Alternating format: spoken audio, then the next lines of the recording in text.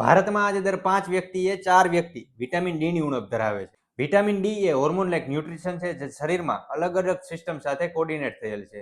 આની ઉણપથી શરીરમાં ઘણી બધી સિસ્ટમ એકસાથે અફેક્ટ થઈ શકે છે. સૌથી પહેલી અસર હાડકાં અને મસલ પર આવે છે. વિટામિન ડી એ શરીરમાં કેલ્શિયમ એબ્ઝોર્પ્શનમાં અગત્યનો ભાગ ભજવે છે, જેને કારણે તેની ઉણપથી શરીરમાં સાંધાના દુખાવા, કમરના દુખાવા અને અલગ અલગ બોન્સ રિલેટેડ સમસ્યા થઈ શકે છે.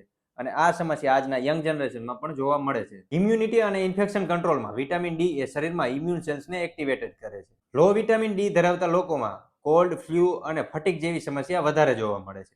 ત્રીજું અને સૌથી ઇગ્નોર રીઝન એનર્જી, મૂડ અને મેટાબોલિઝમ. વિટામિન ડી એ શરીરમાં ઇન્સ્યુલિન સેન્સિટિવિટીને ઇમ્પ્રૂવ કરે છે, મૂડ રિલેટેડ હોર્મોન્સને સપોર્ટ કરે છે અને ક્રોનિક ટાયર્ડનેસને ઓછી કરે છે.